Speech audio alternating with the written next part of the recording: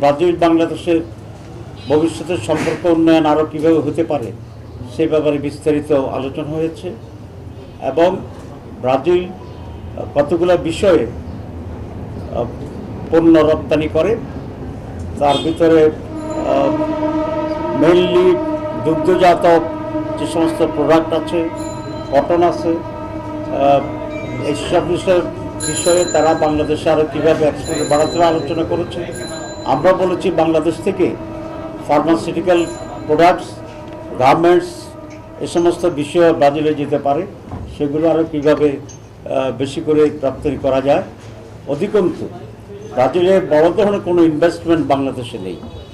আমরা বলেছি ফলটিতে এবং ফার্মাসিউটিক্যালসে যেগুলো তাদের দরকার, এখানে একটা অ্যাগ্রোবেসড ইন্ডাস্ট্রিতে ব্রাজিল যেন ইনভেস্ট করে বাংলাদেশে, আমরা সেই রিকোয়েস্টই করেছি।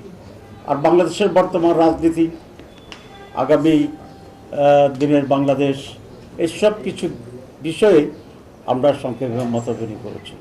তো আমি আবারও মাননীয় অ্যাম্বাসেডরকে ধন্যবাদ জানাচ্ছি, ওয়েলকাম করছি আমাদের অফিসে আসার জন্যই। আপনারা জানেন বিগত 13.5 বছর এই অফিস বন্ধ ছিল, আমরা আসতে পারিনি এবং সেজন্য বিদেশিরাও এখানে আসতে পারেনি। গত 15 বছর বিদেশিরাও এখানে কথা বলতে পারে নাই বিভিন্ন সংবাদ সম্মেলনের প্রধানমন্ত্রী, সেই দুঃখের কথা উনি আজকে আমাদেরকে বলেছেন।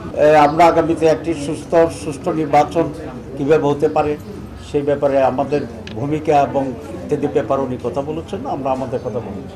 না, বিএনপির সাথে আমাদের তেমন কোনো বিরোধ নেই, মত পার্থক্য নেই। ছোট ছোট ইস্যুগুলোতে কেউ ফেরি বা সাইডে কথা বলছেন, সেটা এত ধর্তব্য বিষয় নয়। বিএনপির নজরুল ইসলাম খান সাহেব, মাননীয় সেক্রেটারি জেনারেল ওদের ফোর্সেন সাহেব ভেরি ক্লিয়ারলি বলেছেন যে জামাতের সাথে আমাদের কোনো বিরোধ নেই, আর জামাত এটা ফিল করে না যে বিএনপির সাথে আমাদের কোনো গ্যাপ আছে।